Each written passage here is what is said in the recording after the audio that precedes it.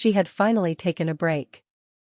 For the first time in a long time, Tanasia Parker wasn't working a double shift. She wasn't stressing over bills. She wasn't worrying about whether her son had outgrown another pair of shoes.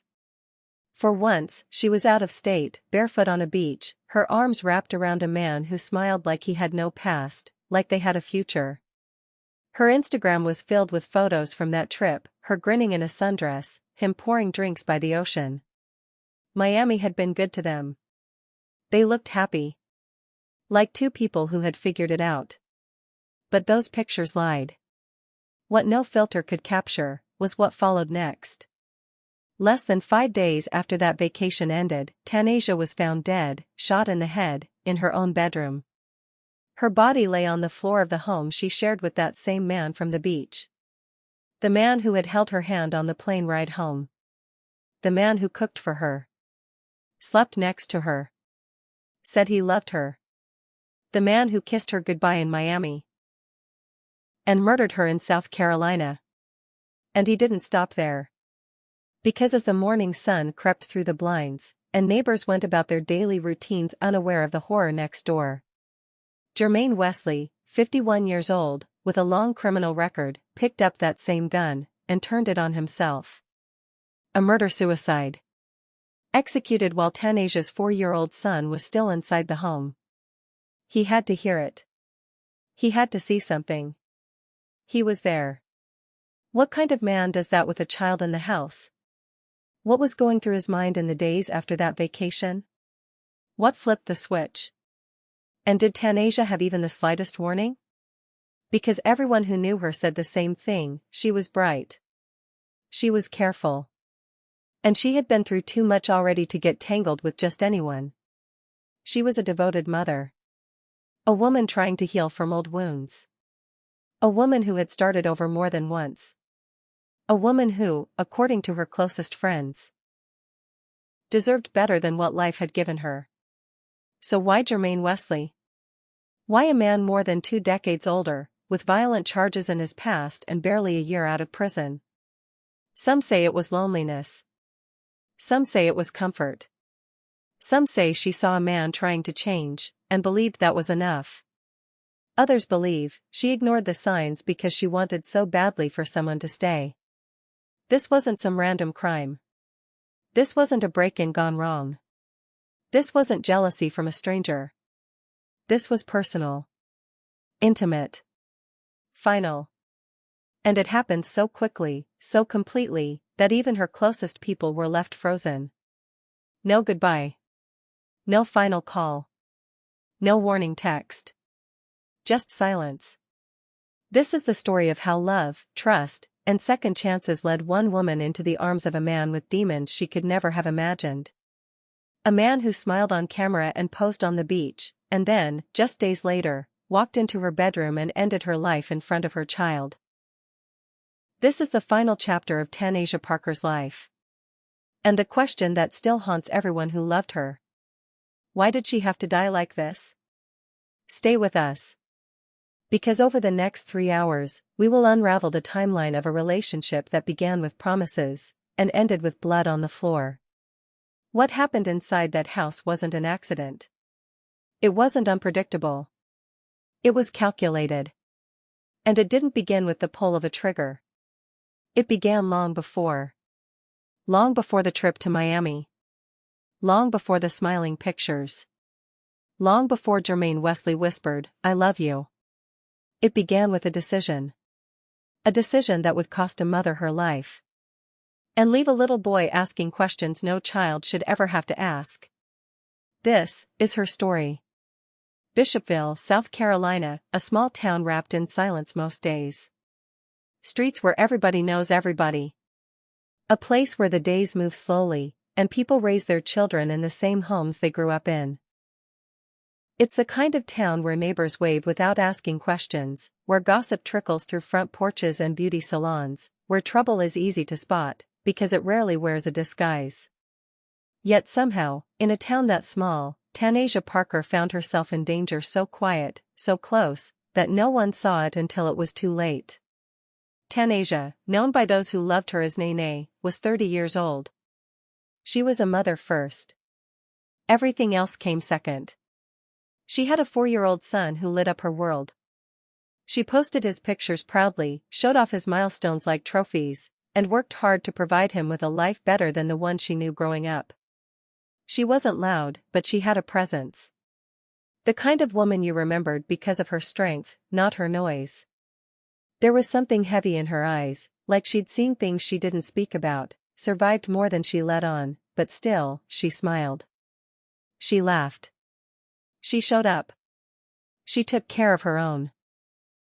Her past might have had chapters filled with heartbreak, but she was still writing. Still trying. Still hoping. And then came Jermaine. He was 51 years old when he met Tanasia. Twice her age, and fresh out of the prison system with a long sheet of charges behind him.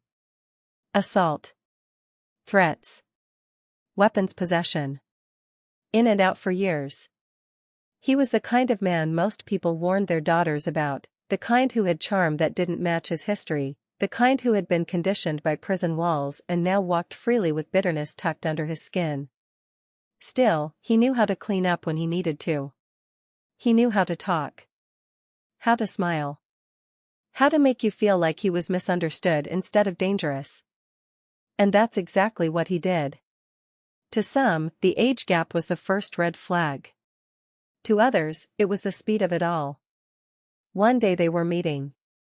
The next, they were close. Fast. Too fast. But Tanasia didn't see it that way. She saw stability. Maybe even safety. A man who had already lived his wild days and was now trying to settle down. A man who cooked for her. Rubbed her feet. Picked her up from work. Listened when she vented. Took her son out for ice cream. He wasn't just dating her, he was blending in with her life. And after all she'd been through, maybe that felt like love. Tanasia wasn't foolish. She wasn't naive. She'd been through men who lied. Men who disappeared. Men who raised their voices and never said sorry. Maybe that's why Jermaine felt different. He was older. Calmer. He seemed like someone who had learned hard lessons and wanted peace now. But what she couldn't see, what no one could see, was how well he had hidden the storm inside of him. Jermaine hadn't changed. He had simply adjusted the mask he wore. The truth is, he wasn't building a life with her. He was building a cage. As the weeks passed, he became more possessive. More involved in things that weren't his to control. He asked where she was going, who she was talking to, why she didn't answer fast enough. He didn't yell. Not at first. He wasn't sloppy about it. It came as a question here, a comment there, small things that don't look like abuse until you look back and see them stacked on top of each other. And by the time you do, it's already too late. Their trip to Miami was supposed to be a turning point. A fresh breath. A celebration of whatever they thought they were building. On the surface, it was perfect. Pictures on the sand. Frozen drinks. Music. Smiles so wide they looked permanent. But nobody knew what those smiles were hiding. Whether Tanasia had doubts. Whether Jermaine had already made up his mind. Whether something happened on that trip that made everything unravel once they came back. What is certain, what no one can debate, is that 5 days after they returned, she was dead. People who knew Tanasia still struggle to understand it. They go back and scroll through her posts. They look at the captions. The beach selfies. The outfits. They listen for signs in her voice messages. Some say she seemed tired in those final days. Others say she looked happier than ever. That's the thing about violence, it doesn't always give you a warning. Sometimes it hides in smiles. Sometimes it wears a vacation tan and buys dinner. Sometimes it creeps into your home in the body of someone who once made you feel safe. Jermaine Wesley was not a stranger to violence. He had been charged with assault less than 2 years earlier in North Carolina. He had lived behind bars long enough to know how to manipulate, how to intimidate without raising a hand, how to isolate a woman from the world she trusted. What he wanted wasn't a family. It wasn't love. He wanted control.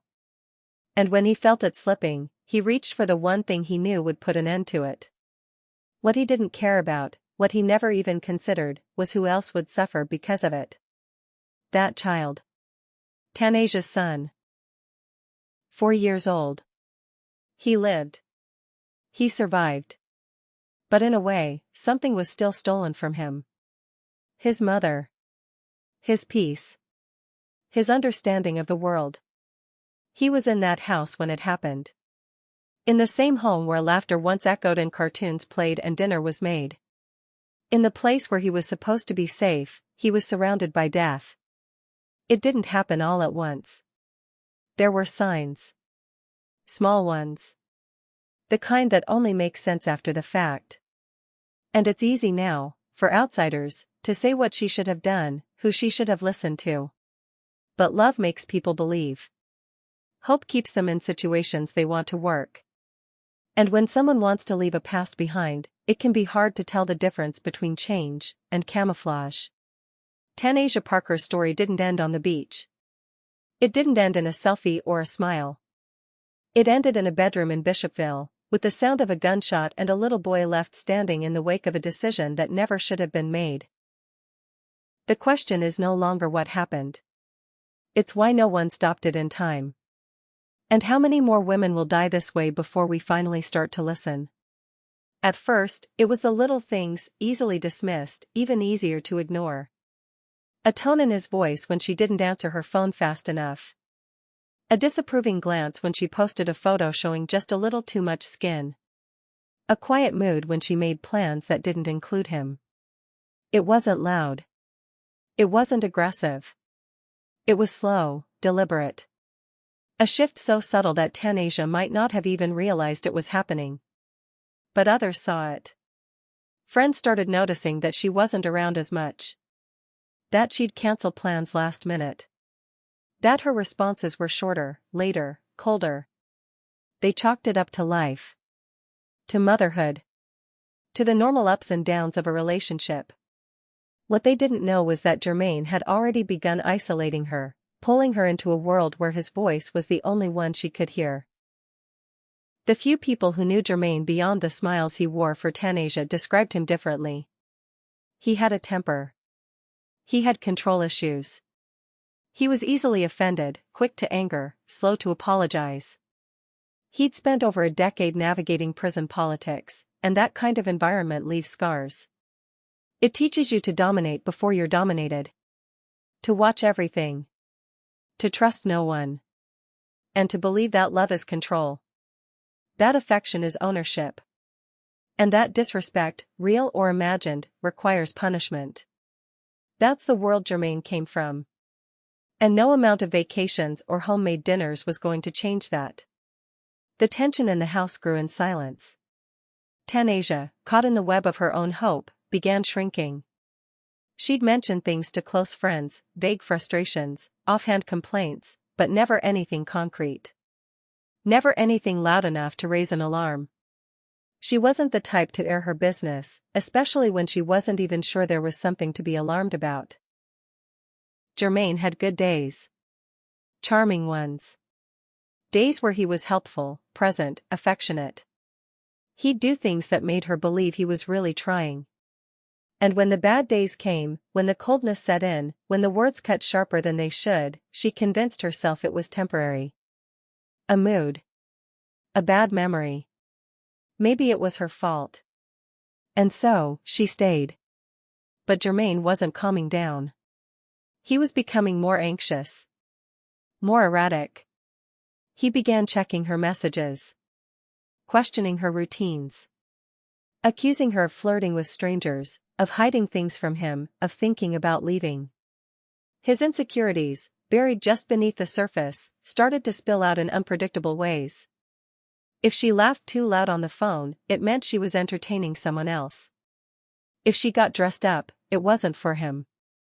And if she asked for space, it wasn't about needing time, it was about betrayal. He wasn't just paranoid. He was possessive. And Tanasia had no idea just how dangerous that possessiveness could become. The Miami trip had been his idea. A way to reset. To convince her, and maybe himself, that they were good. That they were happy. He booked the flights. Paid for the room.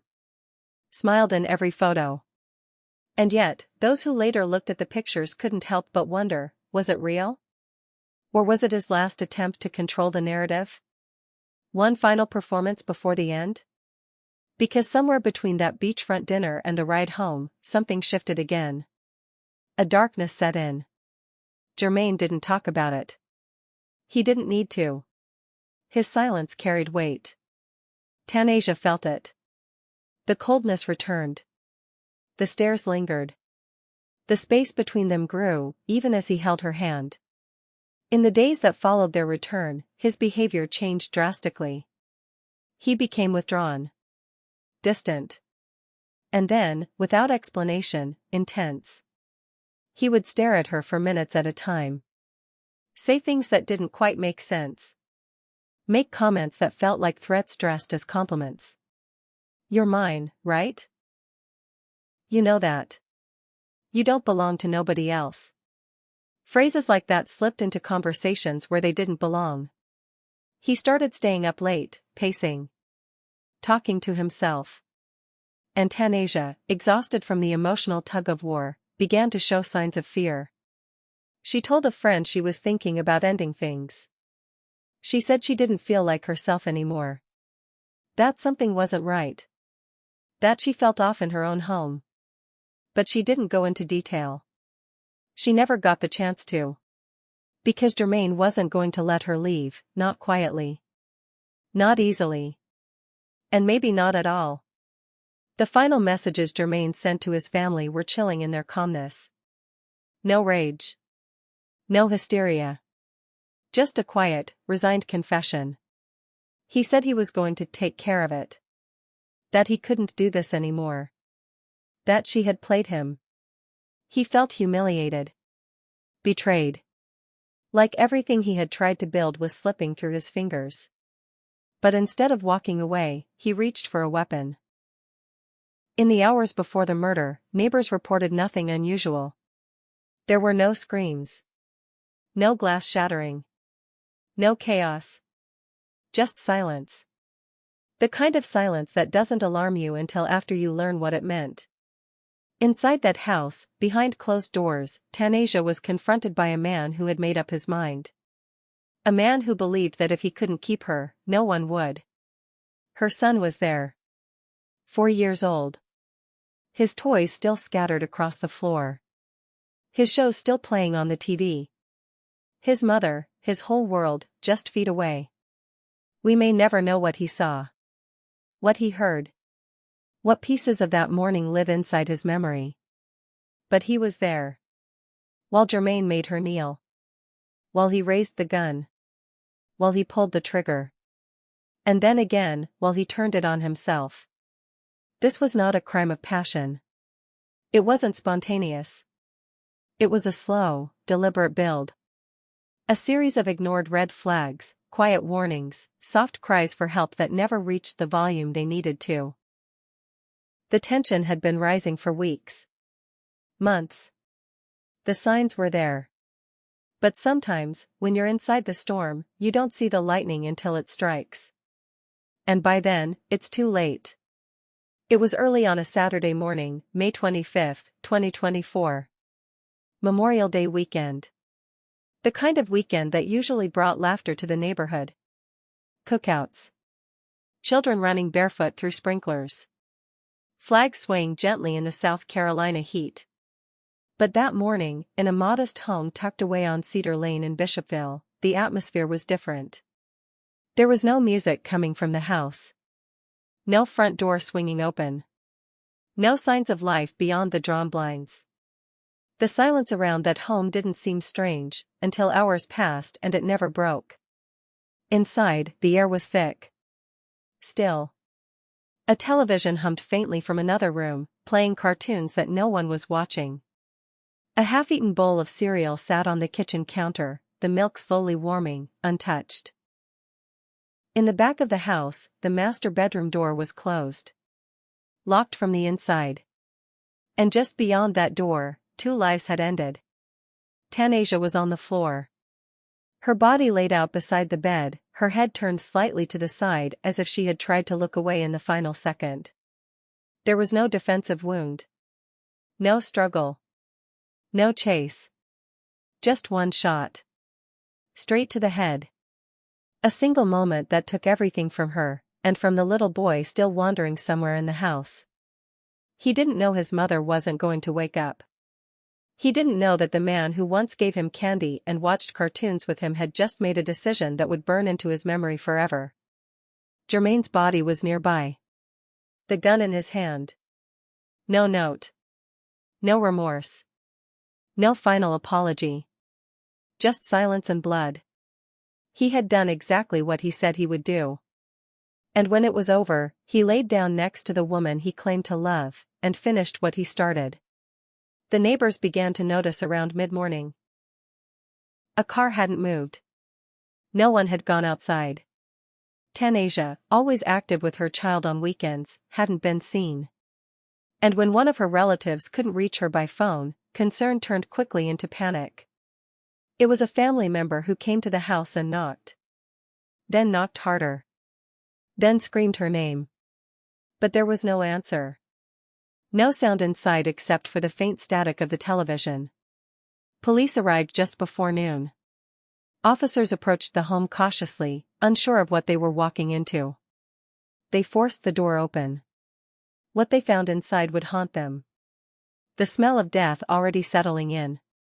A child, confused, alone, and silent, standing near the hallway, unable to explain what had happened. Unable to understand why everyone was crying. And then, the master bedroom door. When they kicked it open, the horror unfolded in full. 2 adults. 1 child.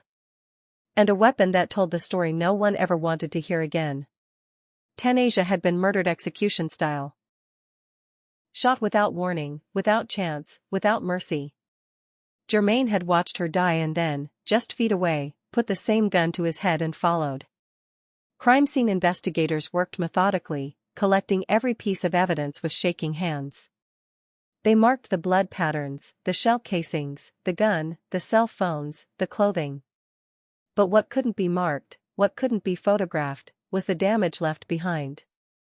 The unanswered questions. The trauma etched into a child who couldn't yet form the words to describe what he saw. The grief that would settle into the bones of everyone who loved her. When word spread, disbelief gripped the town. Tanasia? Dead? People refused to accept it. Friends broke down on Facebook, typing posts through tears. Please tell me this ain't real. Somebody say this is a lie. But it wasn't. The crime was confirmed. Her life was gone. And the man responsible had taken the coward's way out. Authorities traced back the final hours. Jermaine had sent out several chilling text messages to family members in Charlotte. Messages that read like final confessions. I'm done. I can't take this anymore. She played me. Messages that were sent too late. Messages that no one would see until after the bodies were cold. But none of it answered the most important question, why? Why did H? Why didn't he reach out for help, or leave quietly if he couldn't handle rejection? Why, with her child in the home, did he choose violence? Did he wait until she was distracted? Did she see it coming? Did she plead for her life? Did she try to protect her son in those final seconds? These are the details that no investigation can fully reveal. The things we are forced to imagine in the quiet moments when the case file is closed but the pain still lingers. This wasn't a tragedy born of chaos. It was an execution carried out in cold, calculated silence. A man with a record of violence, given a second chance by a woman who only wanted love. A woman who looked past his past, who believed he was ready for something real. A woman who invited him into her world, and paid the ultimate price for trusting the wrong heart. When the bodies were removed and the crime scene tape came down, the street fell silent again. But it was a different kind of silence this time. One that hung heavy over Bishopville. One that made mothers clutch their children tighter. One that made people think twice about who they let in. And for those who loved Tanasia Parker, it was a silence they would never forget. The climax of her life did not come with a warning. It came with a trigger. And with it, an entire future was erased. A child's life was forever altered. And a community was left mourning a woman whose only mistake was believing that love could save someone who was already too far gone. The house on Cedar Lane remained empty for weeks. The blinds stayed shut. The yard, once trimmed and neat, began to look overgrown, wild, abandoned, like it, too, had absorbed the horror of what had happened within those walls. The neighbors passed by quietly, some crossing the street to avoid looking directly at the door. That home wasn't just a scene of violence anymore. It had become a permanent reminder of how quickly life could turn, how love could be manipulated into fear, and how death could creep into a space that once held laughter, toys, and a mother's warmth. The investigation closed quickly. With both the shooter and the victim dead, there was no one to prosecute. No trial. No cross-examinations. No sentencing. Just silence. The kind of silence that offers no justice, just grief. The authorities released a final report: murder-suicide. Domestic in nature. Firearm recovered at the scene. Child found unharmed. But those words didn't even begin to capture the chaos left behind. They didn't speak to the trauma now living inside a 4-year-old boy who had witnessed something no child should ever have to process. They didn't explain how family members were supposed to pick up the pieces of a life ripped apart in an instant. Tanasia's family was shattered. Her mother could barely speak in the days that followed. Her siblings posted tributes online, sharing pictures of her laughing, dancing, holding her son close. They remembered her for who she was before she met Jermaine, for her resilience, her kindness, her determination to keep going even when life didn't give her many breaks. Friends organized candlelight vigils and wore shirts with her face printed across the chest. There was sorrow, yes, but there was anger too.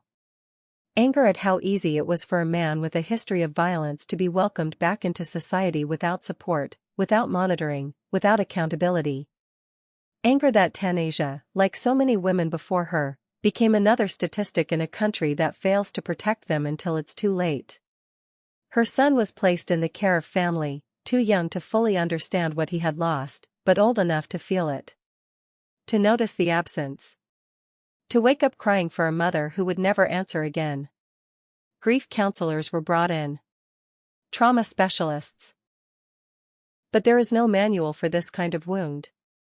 There is no instruction for how to rebuild a child who watched the world he knew collapse in one morning. In the weeks that followed, Tanasia's story spread. News outlets picked up the case, though only briefly, another headline among many. Another black woman gone. Another domestic tragedy. But for those who knew her, those shallow paragraphs didn't begin to scratch the surface of who she was or how much she mattered. She wasn't just a 30-year-old victim. She was a mother. A daughter. A friend. A woman trying to rebuild her life. And she had been working hard to get it right this time. That's what made the loss so heavy. So permanent. The community rallied around her memory. Domestic violence advocates spoke out. Organizations used her name to highlight the red flags often ignored. The signs that are subtle, disguised, explained away. People began sharing their own stories. Stories of possessive partners, second chances that went too far, warnings dismissed because the danger wasn't loud enough yet. In that way, Tanasia's story became a mirror for many. A painful reflection of how common this kind of violence really is, how easily it hides behind charm, behind age gaps, behind "he's changed." Her funeral was packed. Family, friends, strangers. People who had only known her through a post or a smile. They came with flowers, with prayers, with questions. They laid her to rest beneath a sky too bright for a day that dark. Her son was there, confused, cradled in someone's arms, holding a teddy bear as if it could somehow hold his mother's presence too. And still, the questions never stopped. Could it have been prevented? Could someone, anyone, have stepped in before it escalated? Should the justice system have done more to keep Jermaine Wesley monitored after his release? Why are women still being killed by the men they trust most? Why do these stories keep repeating themselves? But there were no answers. Only reminders. The reminders that came with every Mother's Day Tanasia's son will now face without her. Every birthday she will miss. Every milestone she won't see. Every moment he'll reach for her, and find only silence. In the end, there were no handcuffs. No courtroom. No apology. Just a boy growing up with a story he didn't choose, and a family learning to carry a weight that doesn't go away. The aftermath of violence isn't just the blood left behind. It's the years of healing that never truly end. The pictures on the wall that don't match the reality. The sound of a mother's voice replayed in videos long after she's gone. The future she was trying to build, gone before it even had a chance to stand on its own. And perhaps the most painful part is knowing she almost made it. She almost got free. She almost chose herself. Almost. If you were moved by Tanasia Parker's story, if you felt the weight of what happened inside that quiet home in Bishopville, then don't let her name be forgotten. Let's start talking, really talking, about how many women are dying in silence. About how often red flags are minimized. About how easy it is for abusers to hide in plain sight. What would you have done if Tanasia was your friend? Your sister? Your daughter? How many more stories like this do we need to hear before something changes? Leave a comment below. Share your thoughts. Tell us what you think could have made a difference. And if you or someone you know is in a dangerous relationship, don't wait. There is help. You're not alone. Hit the like button if you believe Tanasia deserves justice, even in death. Subscribe to this channel for more real, unfiltered true crime stories like hers. And share this video, to keep her story alive and to maybe, just maybe, save someone else.